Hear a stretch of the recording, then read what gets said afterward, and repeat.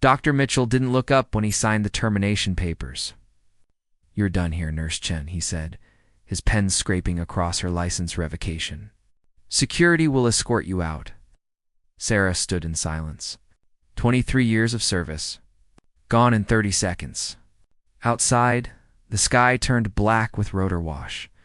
The windows rattled. Charts flew off desks. Every doctor in the emergency department ran to see what was happening. A Black Hawk helicopter descended onto the hospital lawn. Dr. Mitchell's face went pale. The side door opened. A figure in uniform stepped out, surrounded by armed operators. Someone whispered, "Who is she?" Sarah's pager, the one she never showed anyone, vibrated against her hip. The message read, "Commander, you're needed now." What secret had Sarah been hiding behind her scrubs? 6 hours earlier, the morning had started like any other, Sarah. Chen clocked in at 0600. She tied back her dark hair and slipped on her ID badge, the visible one. The emergency department at Memorial General was already chaotic. Ambulances lined the bay. Trauma alerts echoed through the halls. She moved through the noise like water, calm, efficient, invisible.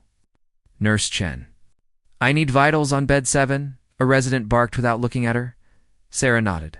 She checked the monitors, adjusted the foredrip, and whispered reassurance to the elderly patient whose hands wouldn't stop shaking. The woman's pulse slowed. Her breathing steadied. "You're safe now," Sarah said softly. But Dr. Richard Mitchell was watching. He stood near the nurse's station, his arms crossed, his white coat spotless. He was the new head of surgery. 3 months into the position, and already legendary for his ego. He treated nurses like furniture. Replaceable, forgettable. "Nurse Chen," he called out, his voice sharp enough to cut through the chaos. Sarah turned. "Yes, doctor." "Did you authorize morphine for the patient in bed 12? She met his eyes. "Yes." He was in severe pain. His chart indicated, I don't care what his chart indicated. Mitchell stepped closer. "You don't make those calls. You follow orders. Do you understand me?" The room went quiet. Other nurses glanced over, then quickly looked away. Sarah kept her voice even. "With respect, doctor, I followed protocol. The standing order for pain management, don't lecture me about protocol." His face reddened. "You're a nurse. You carry bedpans and take blood pressure. You don't think. You don't act independently. You certainly don't override physician judgment. Before this moment, you might be wondering, what kind of story is this? If you want to see where Sarah's secret takes her, hit that subscribe button. Because what happens next will change everything." Sarah said nothing. She'd heard worse. In Kandahar, in classified rooms, where men twice Mitchell's rank had tried to intimidate her, she simply nodded. "Understood, doctor," but Mitchell wasn't finished. "I've been reviewing your file," he continued, pulling a folder from under his arm. "You've been here 11 years. Spotless record. Maybe too spotless. You know what that tells me?" Sarah waited. "It tells me you're coasting. Playing it safe. You're not a team player, Chen. You're a ghost. No one knows anything about you. No personal life. No social connections. You show up, do the minimum, and disappear." He opened the folder. Inside were incident reports. Each one showed Sarah stepping in during critical moments, saving lives when doctors were unavailable, making split-second calls that belonged to someone with far more authority. "You've been practicing medicine without a license," Mitchell said coldly. "These reports show a pattern of insubordination, of acting beyond your scope." Sarah's jaw tightened. Those reports had saved lives. A coding patient when the attending was in surgery, a collapsing airway when the ER was overwhelmed, a child who stopped breathing while everyone else panicked. Mitchell pulled out a single sheet of paper. "I'm revoking your license to practice nursing at this facility," he announced, effective immediately. "Security will escort you out. You have 10 minutes to collect your things." Gasps rippled through the department. Sarah's coworker, Maria, stepped forward. "Dr. Mitchell, you can't. I can. And I will." He turned back to Sarah. "You're done here, Nurse Chen." Sarah stood perfectly still. Her face revealed nothing.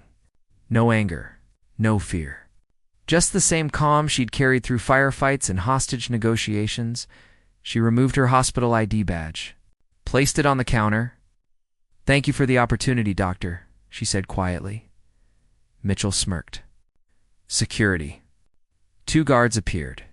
They looked uncomfortable. Everyone knew Sarah. She'd worked double shifts during the pandemic, held the hands of dying patients when no family could visit, trained every new nurse who walked through the doors. "It's okay," Sarah told them. "I'll walk myself out." She turned toward the locker room. That's when the sound started. A low rumble. Distant at first, then growing louder. The fluorescent lights flickered. The windows began to vibrate. Coffee cups rattled on desks. Someone shouted, "What is that?" The rumble became a roar. Sarah stopped walking. Her hand moved instinctively to her left wrist, where a second watch black. Military grade was hidden beneath her sleeve. It was vibrating. She glanced at the message. Alert. Critical situation. Commander Chen required. Immediate extraction authorized. Sarah closed her eyes for just a moment. Not now, she thought. Not like this. But the sound outside was unmistakable. Rotor blades. Heavy. Military Dr. Mitchell rushed to the window. His mouth fell open, descending through the gray morning sky. Rotors screaming was a UH-60 Black Hawk helicopter. It wasn't heading for the helipad on the roof. It was landing on the front lawn. Charts flew off desks. Patients clutched their beds. Nurses shielded their eyes from the rotor wash blasting through the entrance. The Black Hawk touched down. The side door slid open. 6 figures emerged. Not paramedics. Not police. Special operations soldiers. Full tactical gear. Rifles, body armor, and leading them was a man in a crisp army uniform. 4 stars on his shoulder. A General Dr. Mitchell's face drained of color. "What? What is happening?" Maria grabbed Sarah's arm. "Sarah, what's going on?" Sarah didn't answer. She was already walking toward the entrance. Her pager vibrated again. "Commander, you're needed now." The general stepped through the automatic doors. His eyes scanned the emergency department, then locked onto Sarah. He saluted. Asterisk, the emergency department, fell silent. General Marcus Holt held his salute, crisp and unwavering. Every soldier behind him snapped to attention. Sarah stopped 3 feet from him. For a heartbeat, she remained perfectly still. Then, slowly, she returned the salute. "General," she said, her voice steady. Commander Chen Holt replied. "We have a situation." The words hung in the air like smoke. "Commander." Dr. Mitchell staggered backward. "Commander? She's a nurse. She's Lieutenant Commander Sarah Chen, United States Navy Special Warfare." Holt interrupted, his voice cutting through Mitchell's protest like a blade. "And right now, she's the only person within 200 miles with the clearance and expertise we need." Aria's hand flew to her mouth. Other nurses stared, wide-eyed. Sarah, who brought homemade soup when someone was sick, who never raised her voice, who disappeared into the background, was military. Sarah's expression didn't change. "General, this isn't protocol." "My cover is irrelevant now," Holt said. He handed her a tablet. 3 minutes ago, we intercepted chatter about a biological threat. The target is this hospital." Sarah's fingers moved across the screen. Her eyes scanned the classified intelligence. Threat assessment.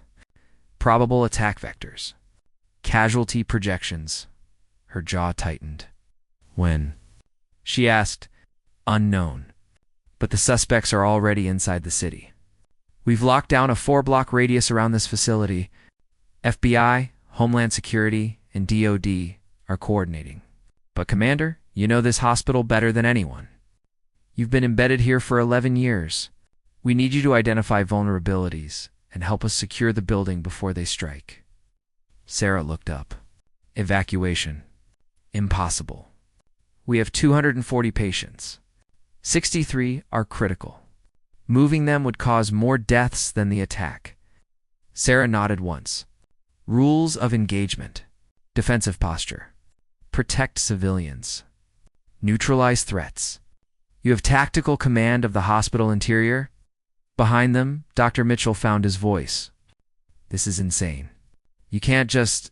General Holt turned. His gaze was iron. Doctor, do you have top secret clearance? No, but then you're dismissed. Lieutenant Commander Chen is now in charge of this facility. You will follow her orders without question. Is that clear? Mitchell's face turned crimson. This is my hospital. Not anymore, Holt said. Sarah stepped forward. Her posture had changed. Gone was the quiet nurse who took orders and faded into the background. Her shoulders were square. Her voice carried the weight of command. "Oh, Dr. Mitchell," she said calmly. "I need you to gather all department heads in conference room B now. I'll brief them in 5 minutes." Mitchell sputtered. "I don't take orders from Doctor." Sarah's eyes locked onto his. There was something in that gaze now. Something that made Mitchell's protest die in his throat. "People are going to die if you waste my time." Move, Sarah. Turned to Maria. "I need you to pull the building schematics. Every floor. Every access point. HVAC systems, service tunnels, loading docks. Can you do that?" Maria nodded, still in shock. Yes, I can." "Good. Bring them to Conference B." Sarah looked at the general. "I need a secure line to the FBI tactical commander and a full threat brief. Also, I want those soldiers positioned at every primary entrance. No one enters or exits without biometric confirmation and visual ID." "Already done," Holt said. "Your comm unit." He handed her a small earpiece. Sarah inserted it. A voice crackled immediately. "Commander Chen, this is FBI SAC Torres. We have eyes on 2 suspicious vehicles approaching from the west. Both drivers match the profile. 8 to 4 minutes. Cuss." Sarah's mind moved like a machine. For minutes. 240 patients. Dozens of staff. Multiple floors. Too many variables. She pressed the earpiece. "SAC Torres, I need drone coverage on the roof and parking structures. Also lock down the pharmacy and blood bank. If this is biological, those are secondary targets." "Copy that, Commander." Sarah walked toward the conference room. Her sneaker standard nurse footwear made no sound on the tile. But now every step carried authority. Soldiers parted for her. Staff stared. She passed a window. Outside, more vehicles were arriving. Black SUVs. Tactical vans. A mobile command center. The hospital was being transformed into a fortress. Inside Conference Room B, the department heads were gathering. Dr. Mitchell sat with his arms crossed, his face still flushed. Other doctors whispered nervously.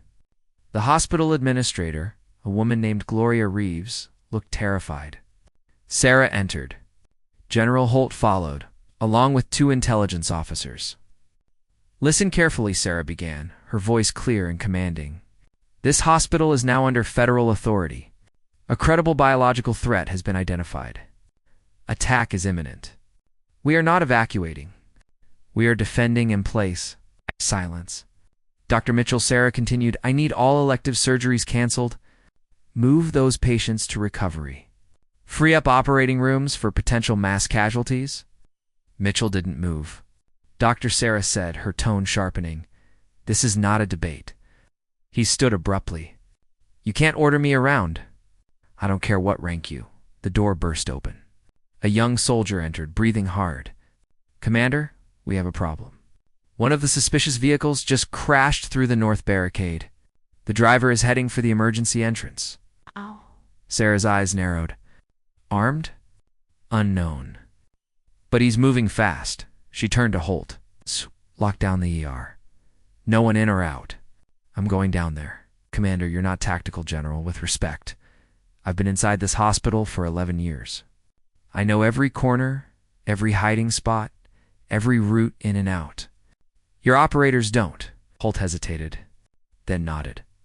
"Take 2 of my men. Don't engage unless necessary." Sarah was already moving.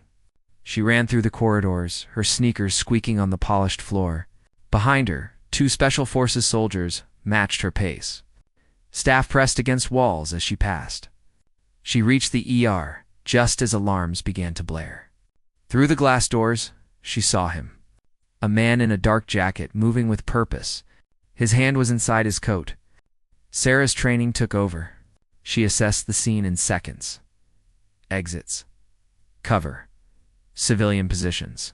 Potential blast radius. The man's eyes found hers, and he smiled. Sarah pressed her earpiece. All units, suspect is in the ER. I have visual. He's reaching for something. The man pulled his hand from his jacket. Not a weapon.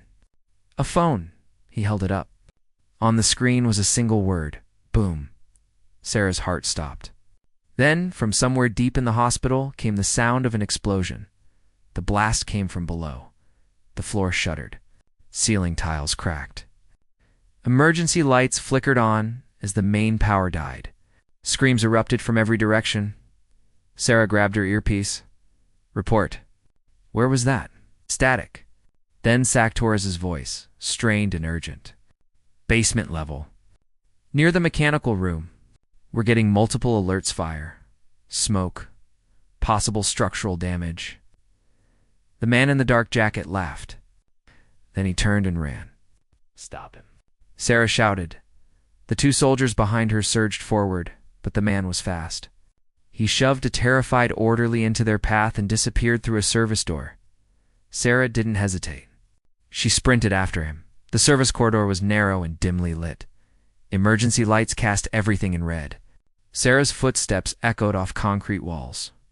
Ahead, she heard the man's heavy breathing, the slap of his shoes on the floor. She knew these hallways. She'd walked them thousands of times. He didn't. At the next intersection, Sarah cut left, taking a shortcut through the maintenance area. She emerged ahead of him, blocking his path. The man skidded to a stop. His smile vanished. It's over, Sarah said, her voice cold and controlled. Get on the ground. The man's hand moved toward his pocket. Sarah crossed the distance between them in 3 strides. She grabbed his wrist, twisted, and drove him face first into the wall. His phone clattered to the floor. Within seconds, the 2 soldiers caught up. They had the man in cuffs. Commander, are you injured? One of them asked. I'm fine. Get him to the FBI. I need to know if there are more devices. The soldier nodded. They dragged the man away, still struggling. Sarah picked up the phone. The screen was cracked, but still lit. She saw a messaging app. Multiple conversations. Code words. Coordinates. Her blood went cold. Ow. Torres, she said into her cum. The basement explosion was a diversion. There are more devices. I'm sending you data now. She forwarded the phone's contents to the FBI's tactical server. Torres's response came fast. Commander, we're seeing references to 3 additional locations. The pharmacy, the ICU, and oh God, the pediatric ward. Sarah's heart hammered. The pediatric ward? 32 children. Some of them infants. How much time? She demanded. Unknown. The messages are encrypted. We're trying to, I don't have time for trying. Evacuate the pharmacy and ICU. I'm going to pediatrics. Commander. Wait for the bomb squad. Sarah was already running. She took the stairs 3 at a time. Her lungs burned. Her legs screamed. But she didn't slow down. The pediatric ward was on the 4th floor. Bright murals of animals covered the walls. Toy bins sat in corners. It was designed to comfort scared children. Now it was a target. Sarah burst through the double doors. Nurses looked up in alarm. Sarah commanded. Evacuate now. Move the patients to the south stairwell. Go. A nurse named Kelly froze. What's happening? There's a bomb in this ward. You have minutes. Move. That got them moving. Nurses grabbed children from beds. Some could walk. Others were in wheelchairs or had to be carried. IVs, monitors, oxygen tanks. Everything was disconnected in controlled chaos. Sarah scanned the ward. 32 patients. She counted them as they were moved. 28, 29, 30. Where are the other 2? She ran to the nurse's station. Checked the board. Room 412. Twin boys. 3 years old. Both recovering from pneumonia, Sarah sprinted down the hallway. Room 412's door was closed. She threw it open. Inside, 2 small boys sat in their beds, watching cartoons. They looked up at her with wide, curious eyes. "Hi, Miss Sarah," one of them said. They knew her. She'd cared for them during night shifts. "Hi, sweethearts," Sarah said, forcing her voice to stay calm. "We're going on an adventure, okay? I need you to come with me right now." She scooped one boy into her arms, then grabbed the other's hand. That's when she saw it. Behind the television, a black duffel bag. It hadn't been there this morning. Sarah's training kicked in. She recognized the shape. The wiring visible through a partially opened zipper. The small digital timer, 002472 minutes and 47 seconds. Her mind raced. Too far to run. Too many patients still in the stairwell? If this detonated now, the blast would bring down half the floor. She had one choice. Sarah set the boys down gently. "I need you to run to the hallway. See that nice nurse? Go with her. Fast, okay?" The boys nodded and ran. Sarah turned to the bomb. She pressed her earpiece. "Torres, I've located the device in pediatrics. I'm looking at a timer. 2 minutes, 20 seconds. Commander, evacuate immediately. The bomb squad is en route. They won't make it in time. I need a disposal protocol. Now." Silence. Then a new voice. Calm, professional. "Commander Chen, this is Captain Reeves, EOD. What are you looking at?" Sarah knelt beside the bag, unzipped it fully. Commercial plastic explosive. Approximately 5 pounds. Cell phone detonator as backup. Digital timer as primary. 2 minutes, 10 seconds. Can you see the wiring configuration? Yes. Red, blue, green, and white wires. The timer is connected to a circuit board. Okay, Commander. Listen very carefully. Do not touch the phone. Do not disconnect the timer. You need to locate the power source. It should be a 9-volt battery. Sarah's hands were steady as she carefully moved the components. There, a small battery pack. Found it good. Now, there should be a wire connecting the battery to the circuit board, usually red or black. Can you see it? Red wire. Soldered to the board. That's your primary power. If you disconnect it, the timer stops. But Commander, it might trigger the cell phone backup, Sarah finished. I know. She looked at the timer. 1:45. 1 minute, 45 seconds. Outside, she could hear the last of the evacuation. Footsteps. Crying children. Nurses calling out room numbers. Sarah took a breath. "Captain Reeves, if I cut this wire, what are the odds the backup triggers?" A pause. 30%. Maybe 40. And if I do nothing? 100%. Everyone on this floor dies. Sarah closed her eyes. Opened them. Understood. She reached into the bag. Found the wire cutters from the emergency toolkit, every room. Kept for medical equipment. Her fingers gripped the red wire. 1:15, Commander Chen. Captain Reeves said quietly. "You don't have to do this. You can still run." Sarah thought of the twin boys. Of the nurses who'd become her friends. Of the hundreds of patients in this building who trusted her to keep them safe. "I do," she whispered. "0:58. She. Position the cutters. 0:47. Her. Hand didn't shake. 0:35. She. Squeezed. The wire severed with a soft click. The timer. Stopped. 00:23. Sarah held her breath. Waited for the explosion. For the blinding flash. Nothing. The device was dead. She collapsed back against the wall, her heart thundering. "Commander." Captain Reeves's voice was urgent. "Commander Chen, report." Sarah found her voice. "Device neutralized. Bomb is safe." Cheers erupted over the comm channel. Relief flooded through the frequency. But Sarah wasn't celebrating. She pressed her earpiece. Torres' status on the other 2 devices? Pharmacy is clear. Bomb squad just disarmed it. ICU is. Commander, we have a problem. Sarah was on her feet. What problem? The device in the ICU isn't responding to our equipment. It's heavily shielded. And Commander, the timer shows 4 minutes. But we can't access it. The room is locked from the inside. Sarah ran.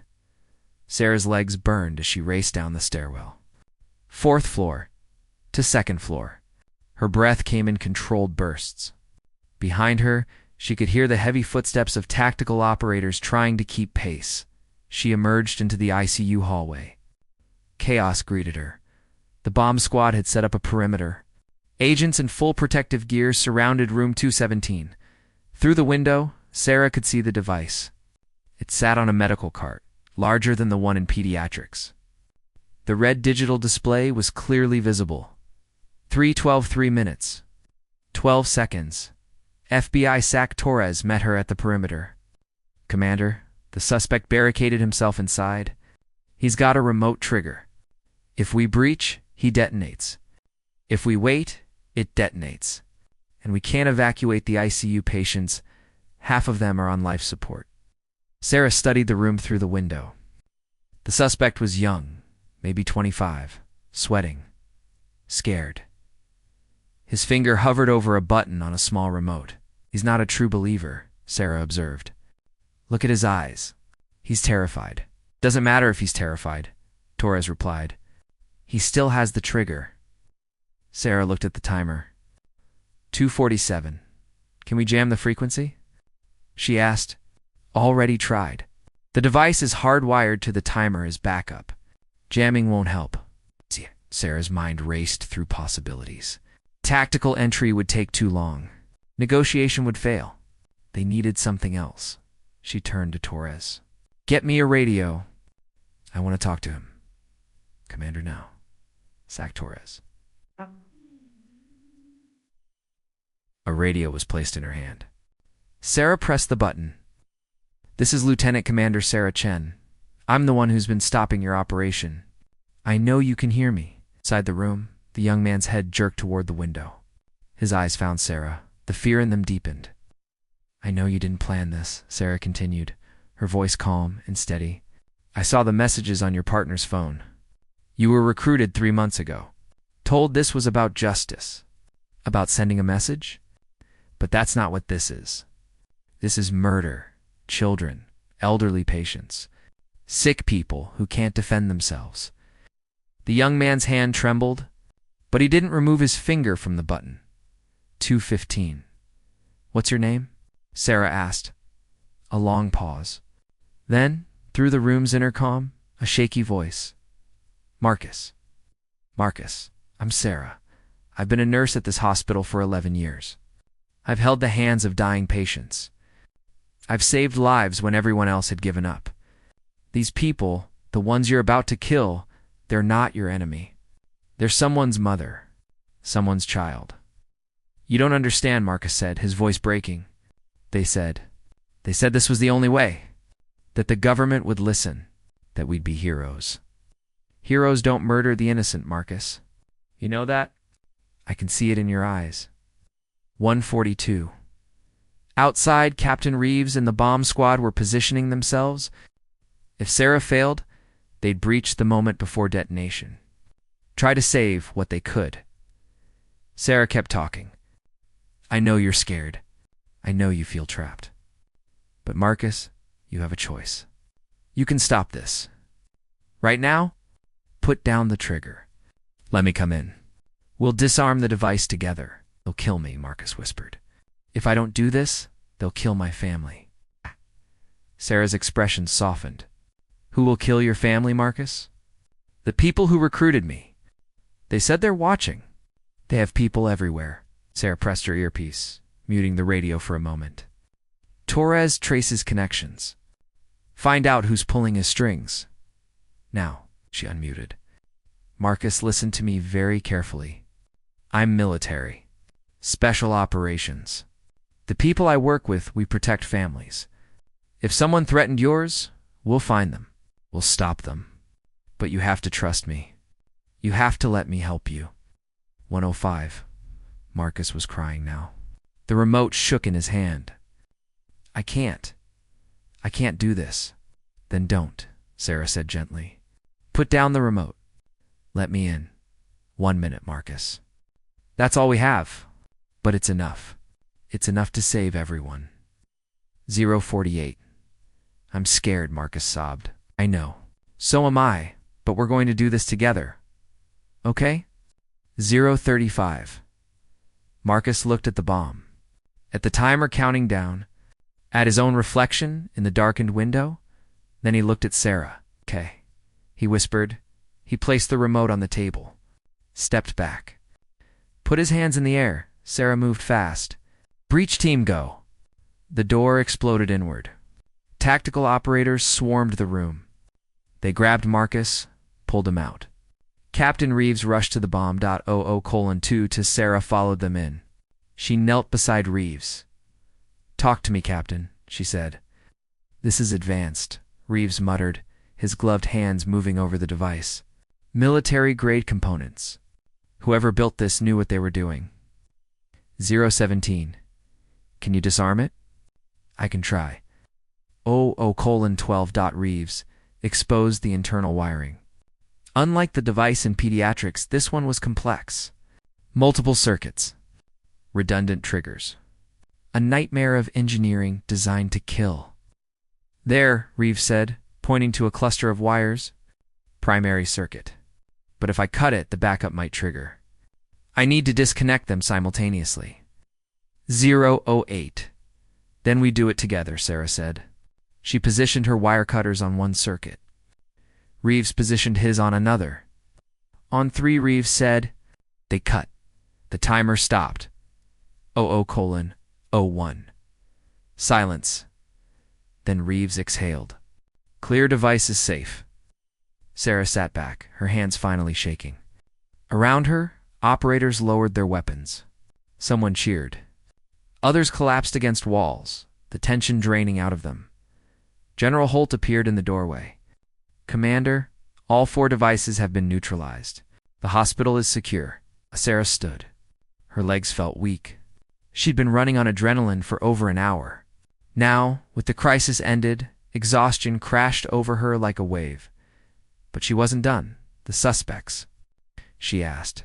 In custody, Torres confirmed. FBI is interrogating them now. We'll find out who was behind this. Sarah nodded. She looked around the ICU. Patients were being moved back to their rooms. Nurses checked monitors. Life returned to normal, or as normal as it could be after a day like this. She pressed her earpiece. All units, this is Commander Chen. Stand down from alert status. Return to standard security protocols. And thank you.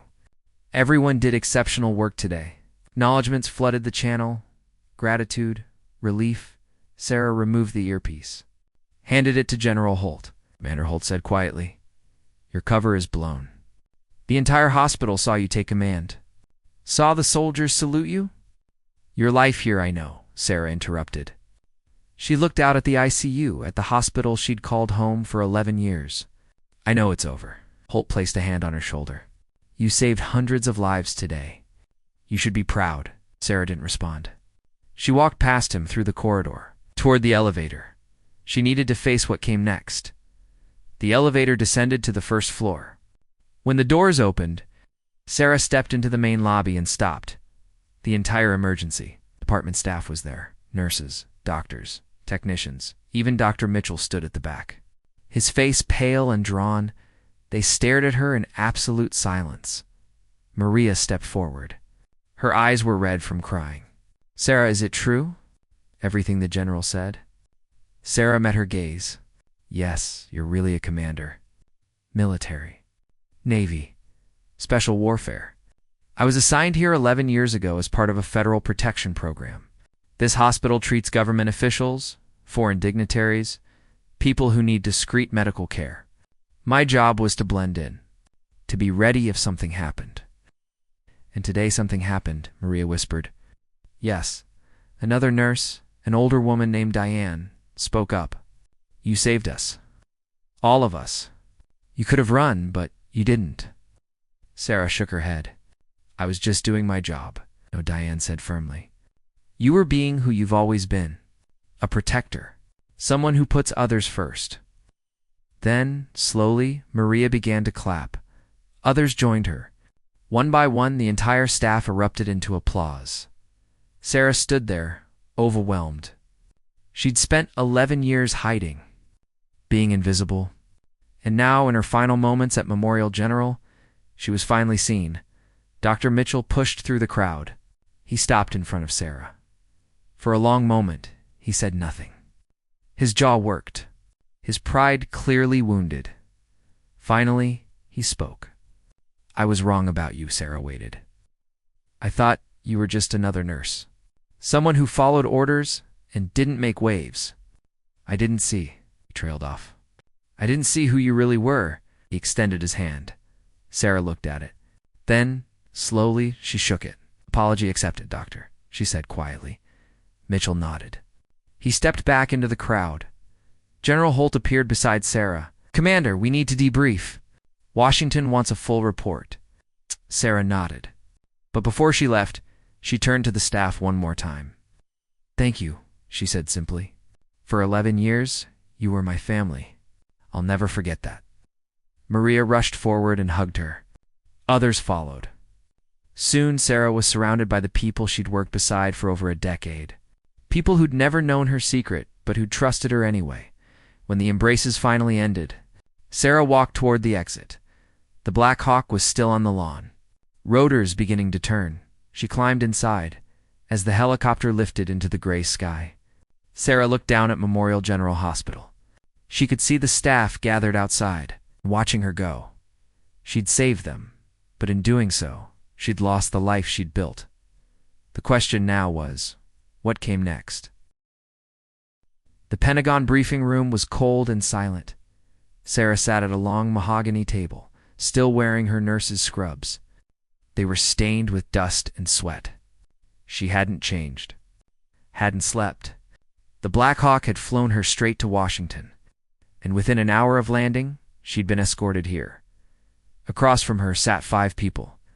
General Holt, FBI Director Catherine Walsh, the Secretary of Defense, a CIA Deputy Director, and a woman Sarah didn't recognize, wearing a plain gray suit with no identifying credentials. Lieutenant Commander Chen, Director Walsh began. Your actions today prevented what could have been the deadliest domestic terror attack in a decade. Early estimates suggest you've saved over 200 lives. Sarah said nothing. Her hands were folded on the table. Her expression was neutral. However, Walsh continued, your cover has been completely compromised. Your face is all over the news. Social media is exploding with speculation about the secret military nurse. Your identity as a covert operative is no longer viable. Sarah had expected this. I understand, Director. The woman in the gray suit leaned forward. Do you, Commander? For 11 years, you were one of our most valuable embedded assets. You provided intelligence on foreign officials seeking medical treatment. You identified security threats. You were invisible. And now, in one day, all of that is gone. Sarah met the woman's gaze. I made a choice. People were going to die. I couldn't let that happen, even at the cost of your mission. Yes, the room fell silent. The Secretary of Defense cleared his throat. Commander Chen, we're not here to reprimand you. We're here to discuss your future. Sarah straightened slightly. Sir, your skill set is exceptional. Combat experience? Medical training. Intelligence work. Crisis management. The question is, where do we deploy you next? Before Sarah could respond, the door opened. A Navy admiral entered. For stars? Sarah recognized him immediately. Admiral James Keating, commander of Naval Special Warfare Command. Her ultimate superior? Everyone at the table stood. Sarah snapped to attention. At ease, Admiral Keating said. He moved to the head of the table. His eyes found Sarah. Sit down, Commander. Sarah sat. Keating remained standing. I've read the after-action reports. I've watched the security footage. I've debriefed the FBI, the bomb squad, and every operator who was on site. And I have one question for you, Commander Chen. Sarah waited. When you were standing in that pediatric ward, holding wire cutters to that bomb, what were you thinking? Sarah didn't hesitate. I was thinking about the two little boys in room 412, how they called me Miss Sarah, how they trusted me to keep them safe. Keating nodded slowly. Not about your mission, not about your orders, not about protocol, no, sir. Do you know what that tells me? Sarah kept her voice steady. That I failed to maintain operational objectivity. No, Commander. Keating's expression softened slightly. It tells me you're exactly the kind of operator we need. Someone who remembers why we do this work. Who we're protecting. What we're fighting for. He turned to the others at the table. I've made my decision. Commander Chen is too valuable to waste behind a desk or in some administrative role. She's going back into the field. Director Walsh frowned. Admiral, with respect, her face is everywhere. How can she work covertly? She can't, Keating agreed. Not in the traditional sense, but that doesn't mean she can't serve. Commander Chen, how would you feel about leading a rapid response team? Specialized medical and tactical unit. You'd deploy to crisis situations, disasters, terror attacks, hostage scenarios. Places where both combat skills and medical expertise are needed. Sarah's heart quickened. Sir, I'd be honored. Good, because I'm also promoting you. Effective immediately, you're now full commander. You'll assemble your team, train them, and when the call comes, you'll be ready. Sarah couldn't speak. A promotion, a new mission, a chance to keep serving. General Holt smiled. Congratulations, Commander. The others at the table nodded their approval. Even the woman in the gray suit looked satisfied. There's one more thing, Admiral Keating said. He handed Sarah a folder. We arrested 15 people in connection with today's attack. The interrogations revealed something troubling. This wasn't random. The group specifically targeted Memorial General because they knew someone important was being treated there. Someone they wanted dead. Sarah opened the folder. Inside were photographs. Dossiers, intelligence reports. Her blood ran cold. Senator Elizabeth Grant, she read aloud. She's scheduled for cardiac surgery at Memorial next week. Was scheduled, Keating corrected. We've moved her to a secure facility. But Commander, this wasn't the only plot. We've identified at least 3 other active threats against high-value patients at hospitals across the country. Your old assignment embedding in hospitals? It's more critical than ever. You want me to train others to do what I did? Exactly. Build a network. Medical professionals with tactical training. Operatives who can blend into hospitals, clinics, care facilities. People who can protect the vulnerable while providing genuine medical care. Sarah felt the weight of it. This wasn't just about her anymore. It was about creating something larger. Something that could save lives across the entire country. When do I start? She asked. Tomorrow, Keating said. You'll have full authority to recruit, train, and deploy personnel. Budget is unlimited. Autonomy is total. You report directly to me. He extended his hand. Sarah stood and shook it firmly. Don't let us down, Commander, Keating said. I won't, sir. The briefing concluded. The others filed out, leaving Sarah alone with General Holt. Are you really doing? Holt asked quietly. Sarah sank back into her chair. Honestly, General, I don't know. 11 years. I had a life there, friends. A routine. And now you're starting over. Yes, Holt sat beside her. For what it's worth, you made the right call. Every single time today you chose people over protocol. That takes courage. Sarah managed a small smile. Or stupidity. Sometimes they're the same thing. Holt stood. Get some rest, Commander. You've earned it. He left. Sarah sat alone in the briefing room. She looked at the folder in her hands. At the mission that lay ahead, then her phone buzzed. A text message from an unknown number. She opened it. We're all rooting for you, Miss Sarah. Come visit sometime. The pediatric ward attached was a photo. The twin boys from room 412, grinning at the camera, holding a hand-drawn card that read, Thank you for saving us. Sarah felt tears sting her eyes.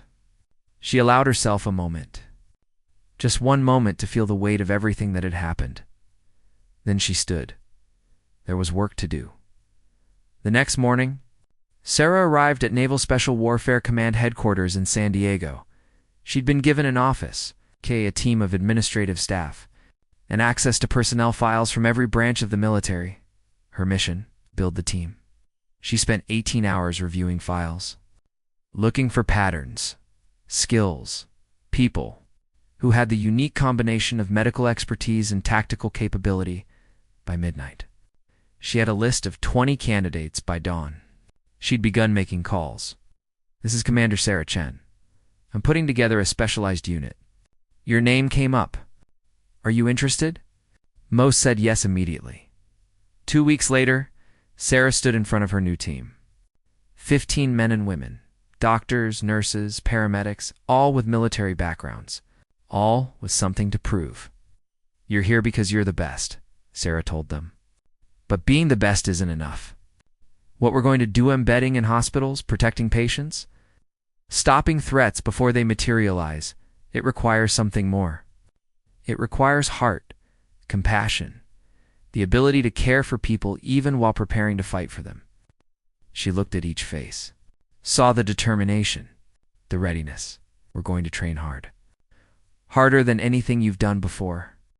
Medical scenarios, tactical exercises, crisis response. By the time we're done, you'll be able to intubate a patient while under fire, perform surgery in a combat zone, defuse a bomb, and then treat the casualties." A hand went up. A young Navy corpsman. "Commander, what do we call ourselves?" Sarah smiled. "We're the Silent Badge." The name felt right. A badge no one saw. Protectors who blended into the background until the moment they were needed most. Training began the next day. Sarah pushed them, tested them, broke them down, and built them back up.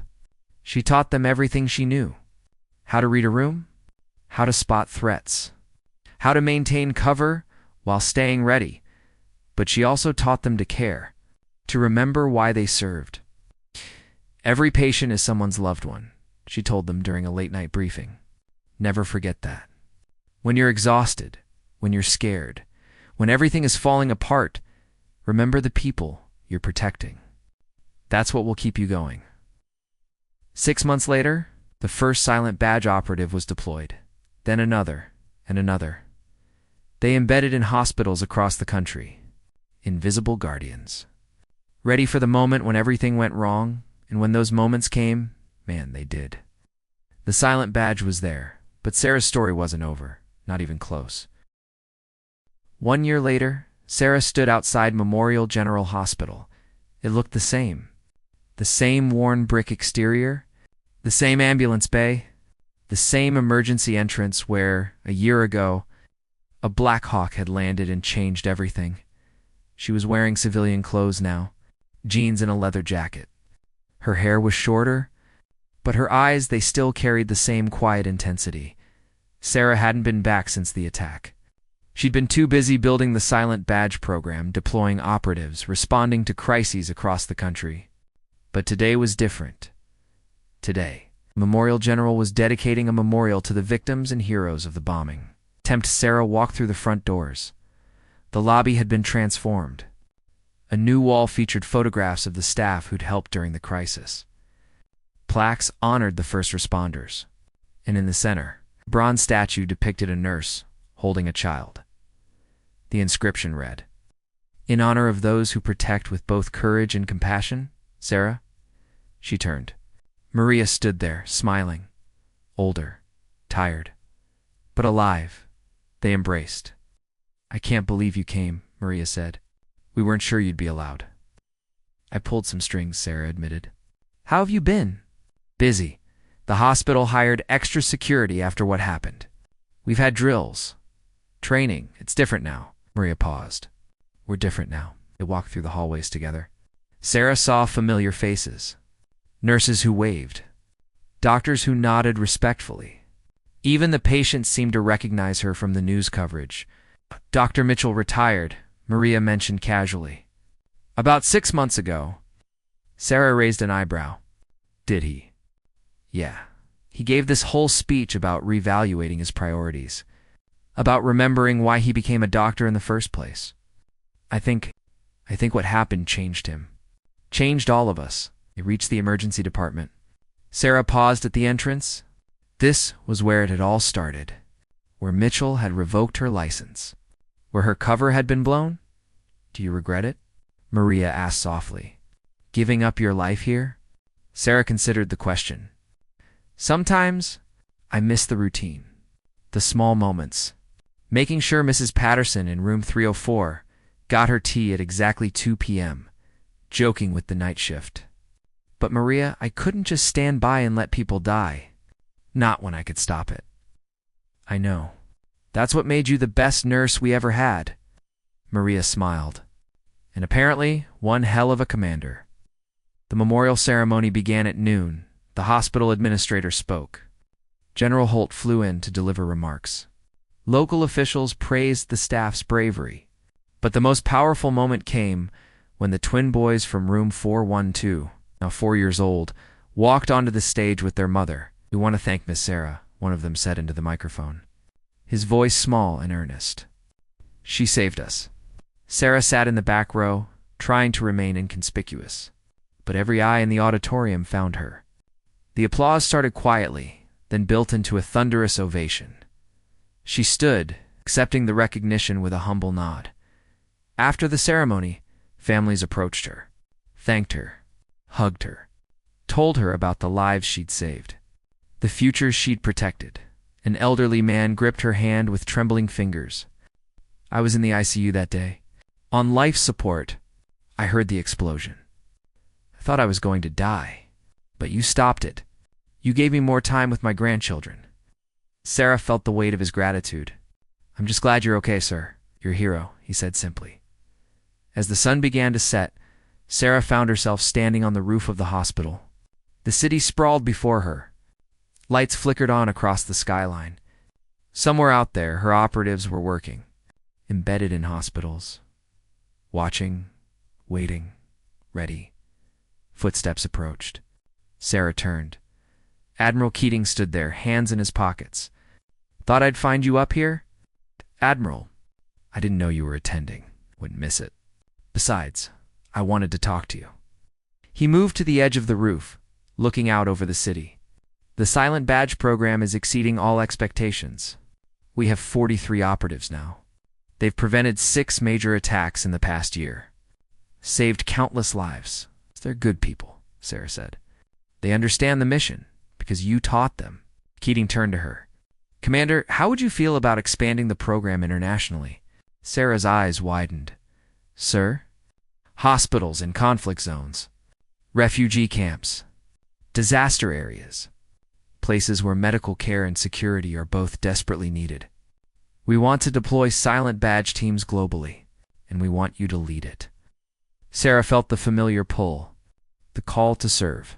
To protect. When? She asked. 6 months. That gives you time to train international operatives. Build partnerships. Prepare for a different kind of mission. Sarah looked out at the city. At Memorial General below.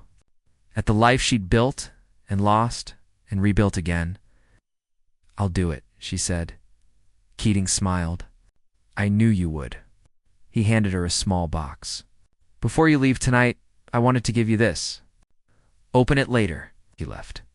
Sarah waited until she was alone. Then she opened the box. Inside was a medal, the Navy Cross, the second highest. Military decoration for valor in combat, the citation read, for extraordinary heroism in the face of extreme danger. Lieutenant Commander Sarah Chen placed herself at risk repeatedly to save civilian lives during a coordinated terror attack. Her actions prevented mass casualties and exemplified the highest traditions of military service. Sarah held the medal, feeling its weight. She'd spent 11 years hiding who she was, being invisible. And now, she was being honored for the moment she'd stepped into the light. Her phone buzzed.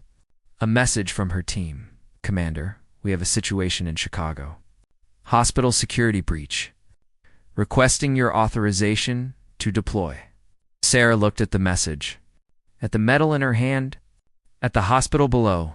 This was her life now. Always responding. Always ready.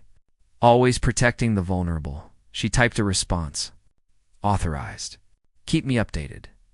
I'll be there if you need me. Then she pocketed the medal, took one last look at Memorial General, headed for the stairs. As Sarah left the hospital, she passed the bronze statue in the lobby. The nurse holding the child. The symbol of protection and compassion. A young woman in scrubs stood nearby, studying it. "Excuse me," the woman said, noticing Sarah. "Were you here during the attack?" Sarah paused. "I was. I just started working here last month. Everyone talks about it. About the nurse who was secretly military, about how she saved everyone." The young woman looked at the statue. "I wish I could be like her. Brave like that." Sarah smiled gently. "You already are. Every day you come to work, every patient you help, every life you touch, that's bravery. You don't need a secret identity to be a hero. You just need to care." The young woman seemed surprised by the response. "Thank you. That means a lot." Sarah nodded and turned to leave. "Wait," the woman called out. "What's your name?" Sarah looked back over her shoulder. For a moment, she considered saying nothing, remaining anonymous, invisible. But that wasn't who she was anymore. "Commander Sarah Chin," she said. "Nice to meet you." The young woman's eyes widened in recognition. You're her. The one from the statue." Sarah glanced at the bronze figure, at the nurse who represented everything she'd tried to be. "We all are," she said quietly. "Every one of us who chooses to serve, who chooses to protect. We're all that nurse." She walked out into the cool evening air. A black SUV waited at the curb.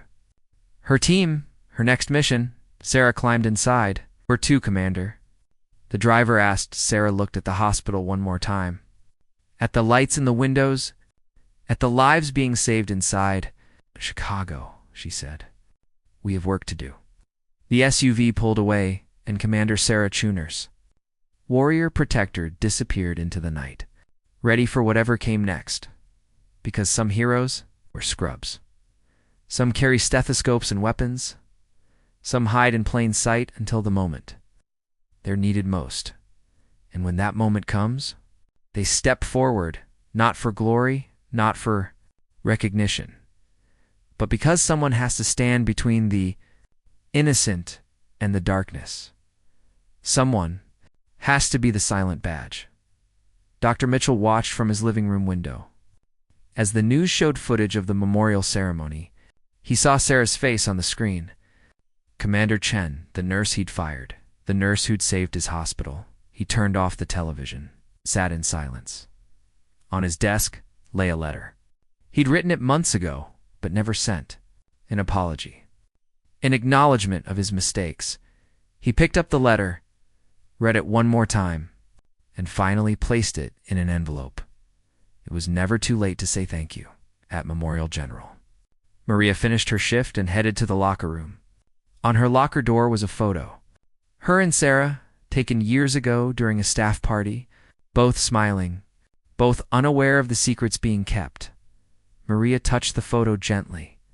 "Stay safe out there, Sarah," she whispered, and somewhere across the country, in a hospital where no one knew her name, a silent badge operative stood at a nurse's station, reviewing charts, watching the hallways, protecting the vulnerable, just like Sarah had taught them. The silent badges were everywhere, now invisible, waiting, ready, and the world was safer because of them.